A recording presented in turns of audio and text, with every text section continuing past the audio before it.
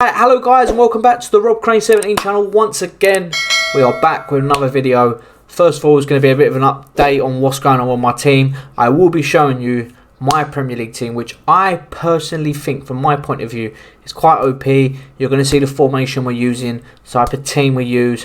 I haven't really got any tactics on this at the minute. I will come back to you with the tactics and stuff like that, but I'm not too sure what at the minute. But first of all, as you can see, we have gone with David De Gea. It's quite obvious. I didn't want to show the whole team. Bit of attention on the video. You guys know me. So, first of all, if you are new around here, please do hit that like button, hit that subscribe button, and all the other stuff. Because we do all loads of stuff. We do SBC resolutions. We do gameplay. I'm going to start streaming on YouTube as well. So hit that notification bell as well, so you know when I'm live and when I've uploaded and all that good stuff. Right, as you can see from our number one, we have got David De Gea. We got him for free. I say we did pack him. He's a good goalkeeper. Goalkeepers are quite important this year, back from last year as I used to.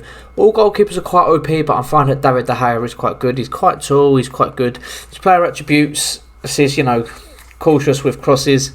It's not going to be the greatest comfort crosses, but he also saves to his feet. So, he's able to adapt his body for any type of driven shot that's coming in, even finesse shot and stuff like that. From what I've seen, he has been an absolutely fantastic goalkeeper. Obviously, no goals and stuff like that, but he is 6'4". Being 6'4" is quite good as a goalkeeper, because obviously needs to cover a lot of the goals and stuff like that. But yeah, I have to say he hasn't really made mistakes. I did go with Jordan Pickford, who was just making mistake after mistake, dropping it in front of him for the striker to tap it in.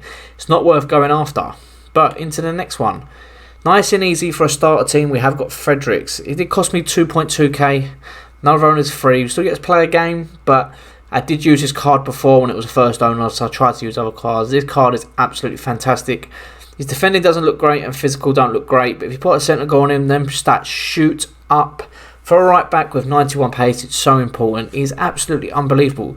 Yeah, I don't think he has any player traits, just a bit injury prone, so there might be a few injuries and stuff like that. But he's got the speed dribbler as a CPU. You can probably use it in the game as well, especially you'll see from the tactic why my wide and left back and right backs are so important. He gets in, he puts in good crosses. He's quite a good card. I quite enjoy using this guy.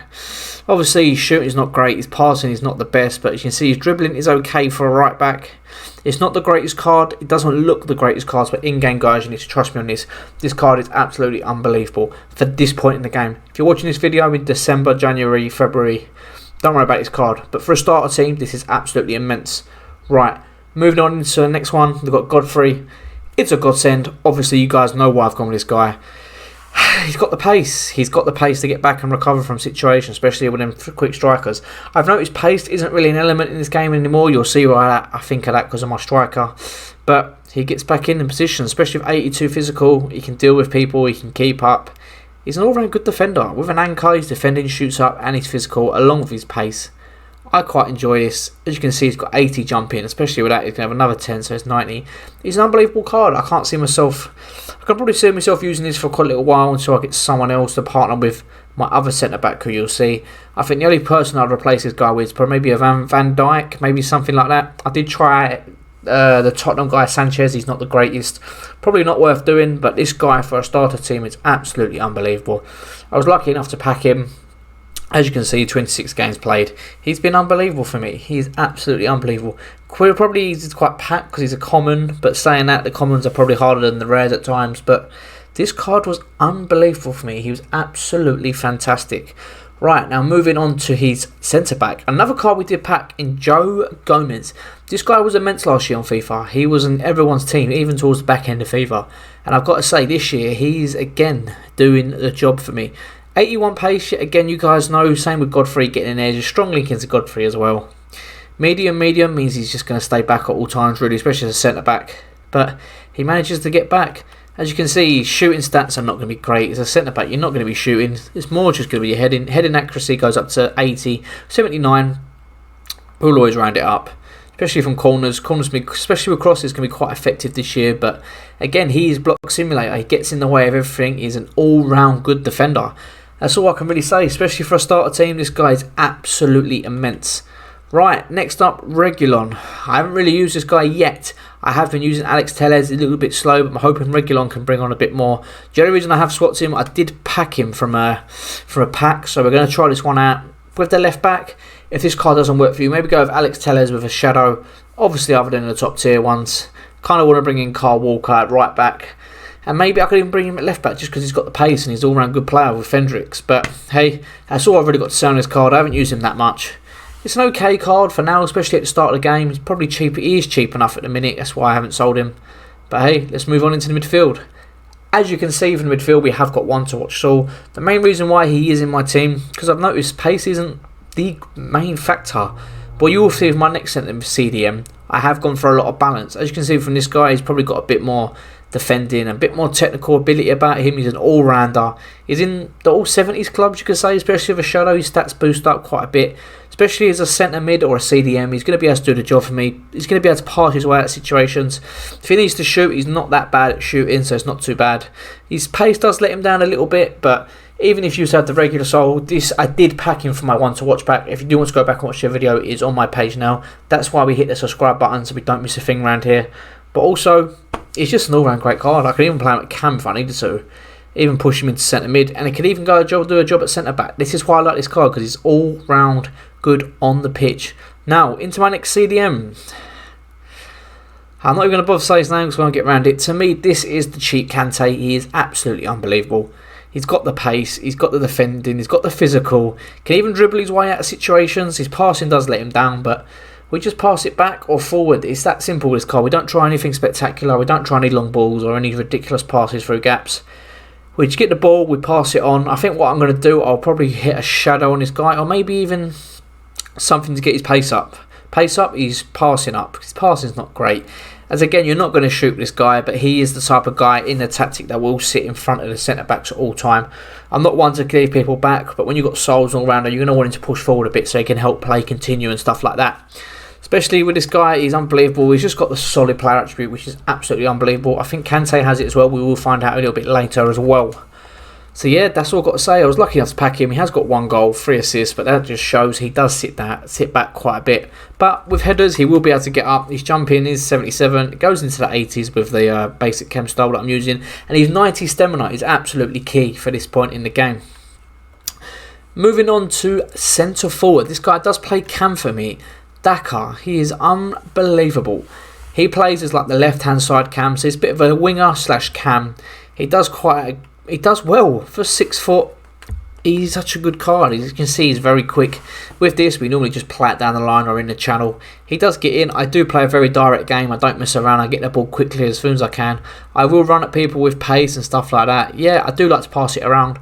But someone like Dakars, when we come into the middle and it gets passed through either to one of them or the other side, or my left back and right back as they do bomb forward, as I do have them to get forward because the Brentford CDM does sit at the back for us. So as you can see, Dakar all round, his jumping is immense. That's why he's good to have, especially with 8+. That would go up to 87, 97, sorry. He is absolutely unbelievable. He's worth getting. We've got a Hawk on him at the minute. His shooting does let him down a little bit, but if we want to get a bit sweaty or even shooting, we've got a striker to make up for the shooting. Don't worry about that. Right. Our middle cam is RICHARLISON, 5-star, 5-star. This guy I would recommend for any starter team. He is absolutely immense. Being 5'11 Brazilian, I bought it for 1,300 coins. His card's only going to get better, I feel, going forward. If he gets an inform and stuff like that. I've stuck a hunter on him to get out of his pace, especially with a striker with a few 1-2s, because these two are not the quickest, but we are scoring goals and getting up the division now. So as you can see, he's 5-star, 5-star. He's quite physical as well, so he is able to bay off defenders. He is an absolutely unbelievable card, especially for the starter squad. I said this about him last year as well when we first started the game. His shooting, finesse-wise, is brilliant. Finesse is overdone anyway. It's overpowered, as we know. And at the start of the game, you're going to look at things that are overpowered. You know, you need it ASAP. And that's what we've gone with. His ball control is good. He can dribble in out of his situations. So he does get in a bit of an altercation. His physical is quite good. His defending lets him down, but he is a cam. So you wouldn't play him as centre mid. Guys, go and buy this card. He is absolutely immense. Moving on to the next one. Back to Dakar. We're going to go over. We've got Timo Werner. This card did cost me a fair bit. 33k at the time of recording. He's only played 3 games, but he has been absolutely unbelievable. I've put a hunter on him just to help out.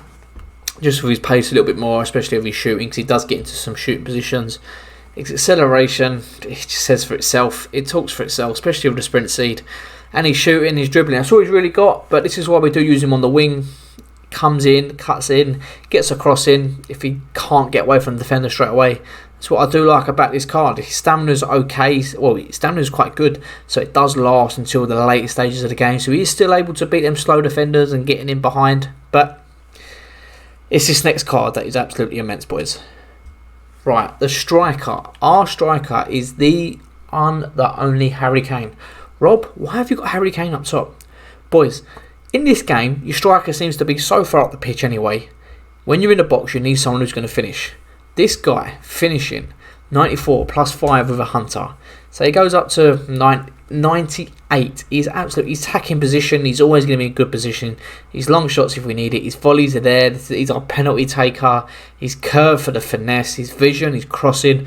Short passing to link up play is absolutely unbelievable. His agility's there. Balance is not great, but you just need him to hit the ball. That's all you really need to do. His ball control to take the touch is good. Composure is 91, so you know he's going to hit the ball every single time.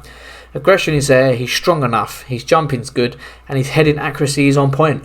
What else could we ask for a card? And hey, this is the whole team all together. As you can see, we have got like Bailey on the bench, and Archie Williams, Dembele to come on. These two are untradeable, so we won't be going with them. I think the only changes I would make, probably I'll talk about having balance. Maybe even the other way round with Sol in there. But guys, let me know what you think of this team. Honestly, I am very, very happy with this team. For me, it works absolute wonders. You could also go with maybe Son up top instead of Kane. Put Kane wherever RICHARLISON is.